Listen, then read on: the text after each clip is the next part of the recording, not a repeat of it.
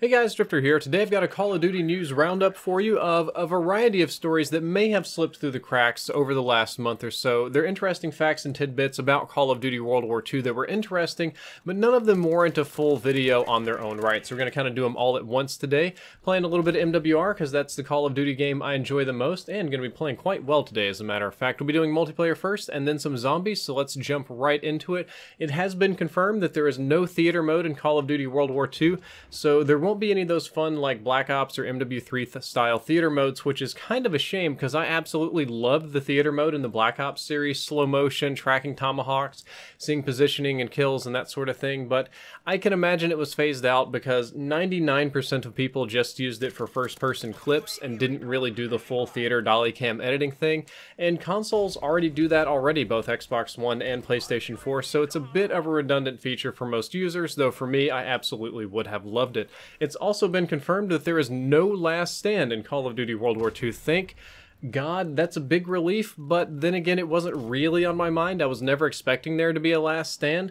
No modern COD games have had last stand since MW3, and though MWR does have it, it was brought back just because it was classic, just because it's part of the classic game and package or whatever. I was not really expecting there to be a last stand, but hearing it said is nice as well.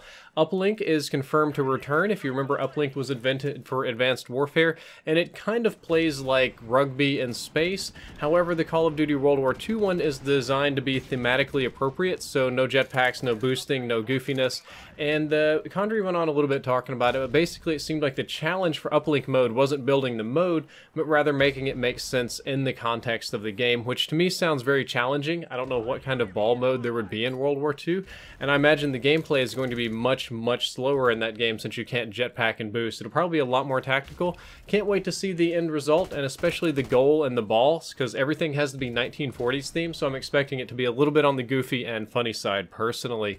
I read somewhere online that there was a kill streak training area in the headquarter mode. When I came to just Google this and confirm, I couldn't find anything. Maybe I was drunk, maybe I was on drugs, maybe it just, I imagined something somewhere, but I could have sworn I saw people talking about this kill streak training area in headquarter mode. If it's not real, if I just imagined it and I'm crazy, Sledgehammer Games, that's a great idea. You should totally do it right now. And let's move on to the zombies. Got quite a few things going on with zombies and headquarters mode. Prestigious Key was asking questions if it's true that zombies is going to be third person. There's been a lot of rumors about zombies being third person, especially since Sledgehammer wanted their original Call of Duty game to be third person, but it has confirmed to be in first person. So you got no third person zombies, and the headquarter mode or community area where you run around and show off your stuff and play with your cosmetics is confirmed to be in third person with a few limited first person areas. Also going to have a 1v1 arena, which will be fun, but that's mostly going to be third person. So the third person in the game is pretty much just going to be in the headquarter area where you can show off your toys and gear and customize your guy. Not much of the actual gameplay. Speaking of zombies, quite a lot of zombies news this week. I'm going to hit it briefly and then talking about something a little more personal. Two cast members have been revealed, the first being David Tennant and the second being Elodie Yung. David Tennant is absolutely best known for being Doctor Who for God knows how long, and then right after Doctor Who came out and killed it as the Man in Purple, I'm not going to say the whole name and spoil it for you, and Jessica Jones, so he did very well in that. And Elodie Yung, you probably are less familiar with, but she plays Elektra in Daredevil and will be reprising that role in Marvel's Defenders.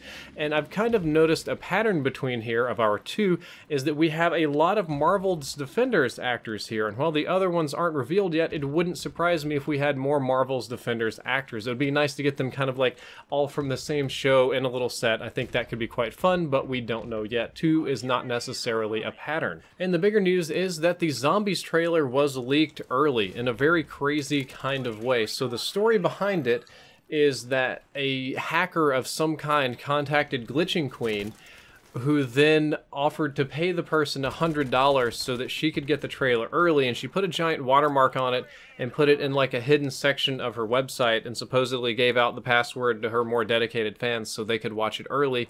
And of course somebody ripped it and shared the password and put it on the internet, and it went viral really quickly, then went taken down.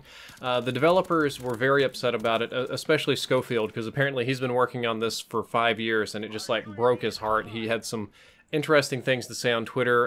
Condry and some of the other ones asked nicely for people to not watch the trailer and wait for the final version, since it was a work-in-progress editor's version, and asked people to not make it videos, which I didn't do. I watched the trailer, obviously, and I decided to make a video anyway, betting that every other YouTuber on the planet would, and it turns out I was super wrong about it. Not only did very few people make videos about it, but the majority of the community was pissed at me for being disrespectful or being a leaker or a variety of other things, which on my end was hurtful, yet confusing at the same time, because the first time in a long time, I just decided to bet on human greed, and I was wrong. I just assumed the news breaks, everybody and their grandmother is going to make a video, and that's just going to be whatever.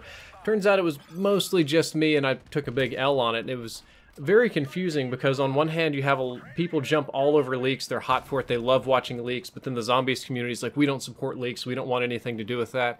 And you have people that generally in my social feeds absolutely hate the developers, send death threats, horrible things. I think Condry and Vaughn have bodyguards 24/7, and then developers come out and ask nicely to not talk about the trailer, and I do that, and then all of a sudden I'm the bad guy. I'm the bad guy. It's very weird.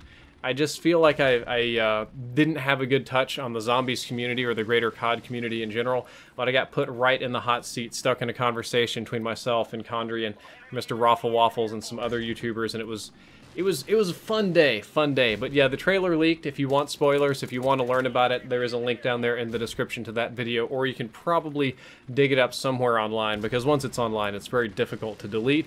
Guys, that's all for this video. I hope you enjoyed it. Hope you learned something or enjoyed the gameplay. If you did, don't forget to like, favorite, and subscribe. Drifter out.